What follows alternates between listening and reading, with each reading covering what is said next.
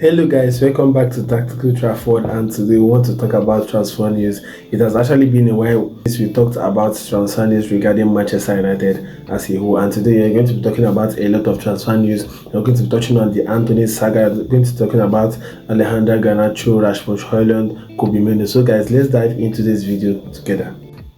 So guys, the hottest news that we are actually facing today is the Antony news, because it was actually reported Friday night that Antony will actually be heading to Real Betis, as he has been given the license and the permission to travel to Real Betis for his medicals on Friday night. And also, just after that was reported, less than 1 hour later, it was reported that Real Betis has withdrawn their bid for Antony, saying that they could not afford the total package, the transfer fee and the wage they were going to pay Antony. And so this is very, very surprising, because Manchester United has already struck a good deal for 25 million euros plus 3 million in add-on for the potential transfer fee of Antony. That is actually on hold, because Arno also commented that Manchester United is actually still negotiating with Ruben Amorim. They're actually still talking, but they need to, Manchester United and Antony needs to come to an agreement when it comes to his remaining wage, his remaining salary. As is reported by other journalists, they are saying that Antony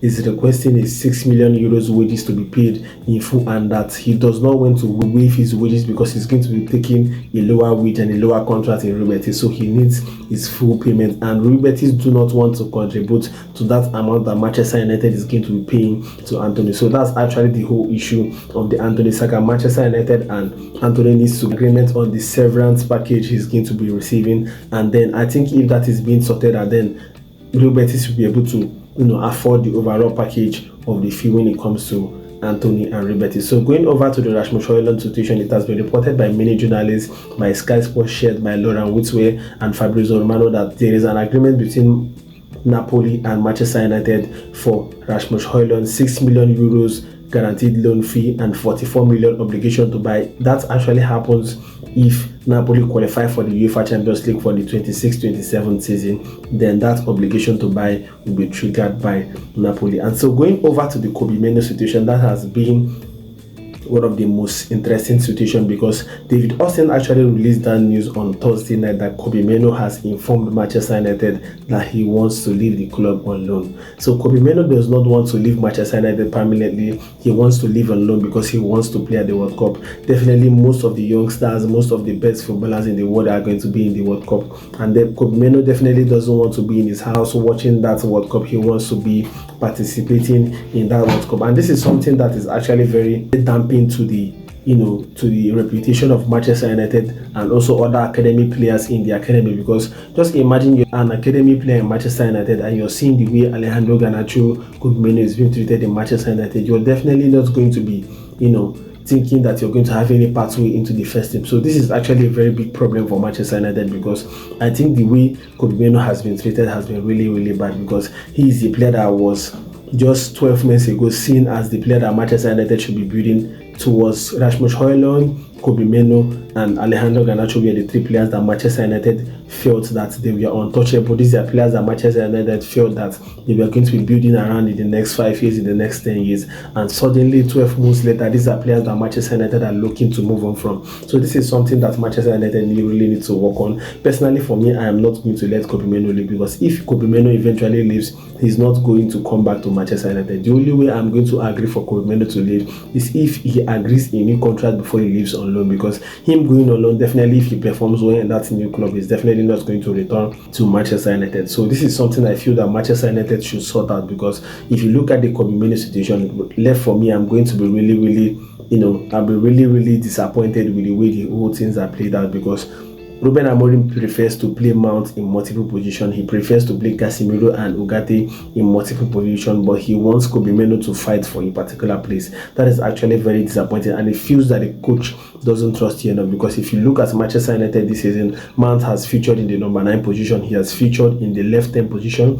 he has featured in the number 6 and in the number 8. Mason Mount has basically played a 4 role in Manchester United in the past 3 games, and you expect Kobbie Mainoo to fight for one particular position. Left for me, I'm definitely going to be asking for a loan, just like Kobbie Mainoo is doing, because he feels that the manager doesn't trust you enough. He feels that the manager doesn't think you are able to do this job for him. So this is something that is very, very diamond, because if you look at a player of the caliber of Kobbie Mainoo should be starting for Manchester United. If Manchester United were playing in a 3-man midfield, definitely Kobbie Mainoo should be part of the players that should be starting in the Manchester United midfield, because he has the quality. He's a player that has so many room to develop. I'm not doubting the fact that Kobbie Mainoo is still a young player that has a lot of room to develop in his future, but I feel that he should not be the sacrificial lamb. He shouldn't be the player that should be sold in Manchester United. There are players like Manuel Ugarte and Casemiro that are no longer suited to the Manchester United system. These are players that has actually lost that fire. They has actually lost that form. Then there are players that are not really suited to what Manchester United want to do in the club long term. So these are players that I feel Manchester United should be looking to sell, and not Kobbie Mainoo. And Fabrizio Romano also reported this night that Kobbie Mainoo has also told and informed Manchester United again after the press conference of Ruben Amorim that he wants to leave the club on loan. He doesn't want to leave on a permanent basis, but he wants to leave on a temporary basis so that he can be able to play and then get called up for the World Cup, because Thomas Tuchel has actually spoken to all the England players and he has told them that whosoever doesn't play will not be called up for the World Cup. So this is an opportunity for Kobbie Mainoo. And if you look at the current England team that's been called by Thomas Tuchel, you're going to find out that Kobbie Mainoo actually has a chance of going to the World Cup if he's going to play, because England doesn't really have a lot of midfielders anymore. So if Kobbie Mainoo is going to see a lot of playing time, definitely he's going to play. So this is what I really feel. I feel that Kobbie Mainoo should be, able to play. We cannot just stay and say that Kobbie Mainoo cannot play in the number 4 position or in the number 6 position if he has not been tried in that position. Definitely, I feel one of the mistakes that Ruben Amorim actually made in the preseason was not starting Bruno and Mainoo in the midfield often.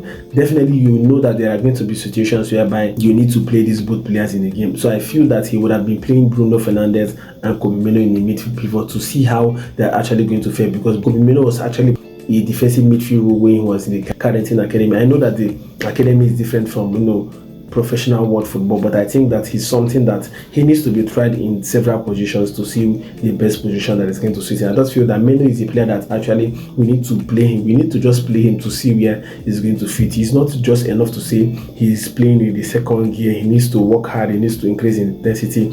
No matter how hard he works, if he doesn't play, we are not really going to see what you're telling us in the press conference, because in as much as you're the gaffer, you're the one conducting the training sections, you're the one seeing these players behind the scenes, you're the one seeing what these players, their lifestyle, how they live their day-to-day life. You actually need to play them on the pitch. Let's actually see if they are improving or not. So that's actually my stance on the Kobbie Mainoo situation. And for the Alejandro Garnacho situation, Alejandro Garnacho has signed a 7-year contract in Chelsea. He has just made out his medical in the Cobham Training Center on Friday. So that's actually the situation of Alejandro Garnacho. He's going to Chelsea for £40 million fixed plus 10% sell-on clause. So Alejandro Garnacho is leaving from Manchester United to Chelsea for a fee of £40 million fixed. So guys, that's about all the transfer news of Manchester United. This is all I have for you guys concerning the news of Manchester United, and whenever there is an update concerning the news of Manchester United,